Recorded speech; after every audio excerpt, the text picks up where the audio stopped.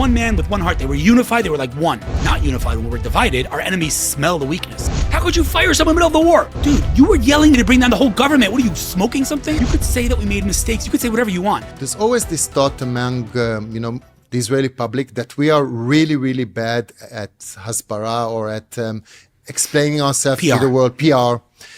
And, I've been thinking, and I'd like to hear your thoughts about it. Maybe we shouldn't explain ourselves. Maybe we shouldn't apologize all the time. Try to be better Americans than other Americans. We don't have to apologize. We don't have to be nice and play by their rules. Play by the rules. Let's do something else. Let's be useful to the world. Right. Let's be strong. Let's make more tech companies, more products that the world needs. Let's be useful to the world. Right. And then we'll come and stand in line. So it's an interesting question. First of all, just to kind of set the ground, we're not only losing the PR war, we are being obliterated. Like, we're not playing the same sport. They're coming at us with, oh my God, look at this dead baby in Gaza. And we're like, yeah, but we invented cherry tomatoes. Like, what? Like, it's ridiculous. They're playing checkers, we're playing chess. Mm-hmm. There's no doubt about that. The reason that's happening, in my opinion, is not because they outnumber us. That's not the reason. The reason is their narrative could not possibly be any simpler. You are oppressing us, free Palestine. That's it. I could be a 95-year-old grandmother, and I understand that.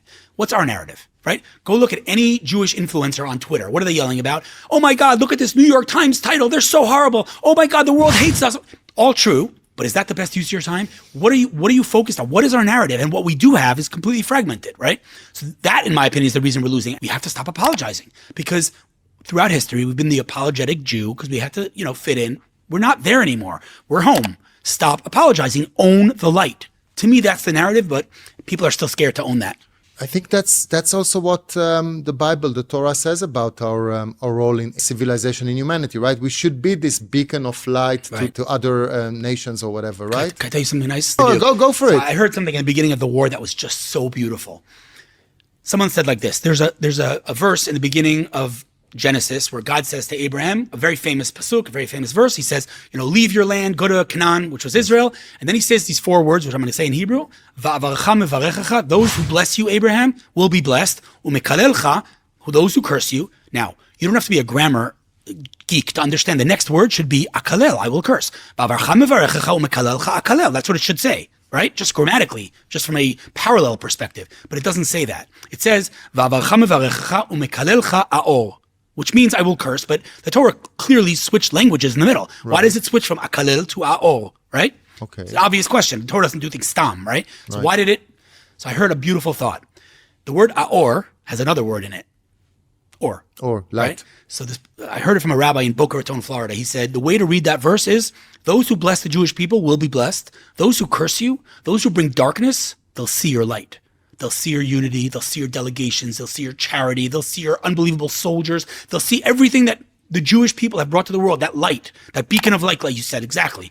That is, to me, the culmination of everything they're bringing darkness, we're bringing light.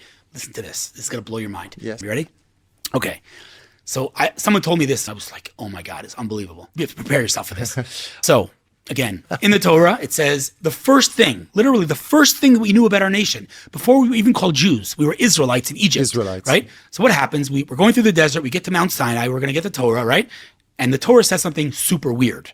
Very famous. It says, Vayichan Sham Yisrael neged ahar, that the Israelites were parked at the bottom of the mountain. But there were 600,000 men there. There were millions of people. Why doesn't it say Vayachnu?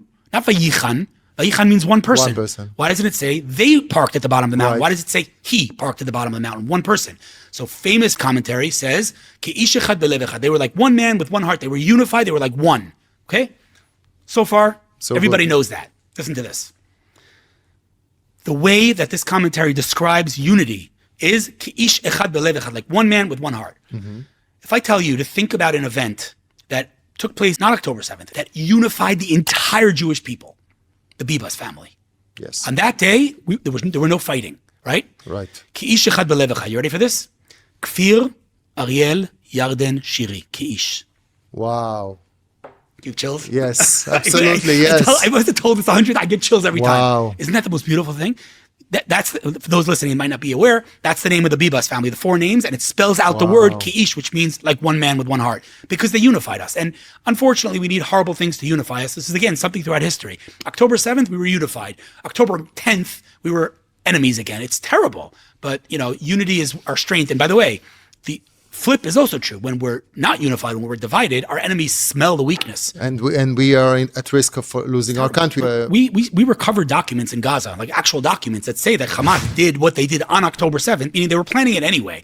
But the reason they did it on October 7th is because they saw the division and they realized we're weak. And they were right. The division really makes us weaker. So how can we, stop or decrease this divide, which is putting us at risk? What do you suggest? Is it the politicians or bad politicians causing this for? Okay, so first of all, everything that you mentioned, the judicial reform and the government and all of these things is a symptom, right? This isn't the sickness. Sickness is, again, many people want to see this country one way and many people want to see it another way. How could you fire someone in the middle of the war? Dude, you were yelling to bring down the whole government. What are you, smoking something? How do you, the double standard, it's crazy. To answer your question, I'm going to make a very offensive analogy. Disclaimer, not a good analogy. Forgive me for saying it. But when we talk about the Israeli-Palestinian war or conflict, there's no progress to be made unless we, quote unquote, denazify their culture. Right. Unless you teach kids that the best thing that you can do in life is not killing Jews, then they're going to grow up thinking that, and they're going to turn into terrorists, and you're never going to get anywhere. So like we did in Nazi Germany, you need to completely undoctrinate their society because there's such deep, deep doctrination. So you don't have to be religious. I have no problem, live and let live. Do whatever you want. But the hatred, again, it's on both sides. It's not just one side. They just literally, we've all heard it. People actually say, they were asked if you could have all the hostages back or Bibi steps down. They chose Bibi stepping down. It's like sick.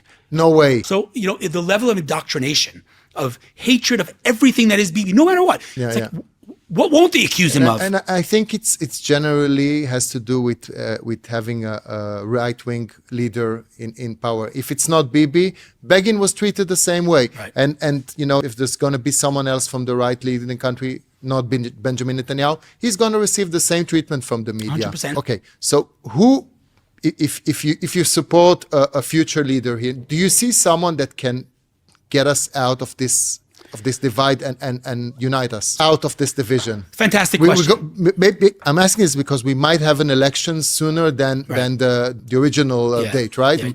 Yeah. What's their name? Yadut Torah. They're trying to dismantle the government. Yeah.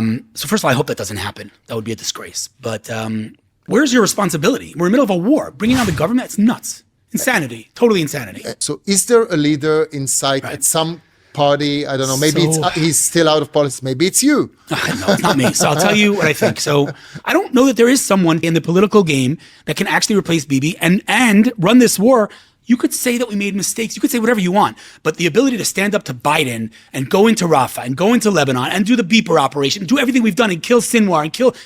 Yeah. Nobody could do that like Bibi could. So, you don't have to love Bibi, but give me an alternative. Just give me a name. And I don't know that there is one. And so the answer, I can't think of a single name that could take office and replace Bibi today and win this war. Let me get to the last question. And we're going back to the Aliyah to Israel and that Israel is a strong economic country. Yes, it is dependent on the US. Obviously, most of the tech is exported to the US. Some of it is exported to Europe. But we're seeing the economy here being strong in spite of a war. So I'm gonna push back on your premise of your question. You said, how are we so successful despite the war?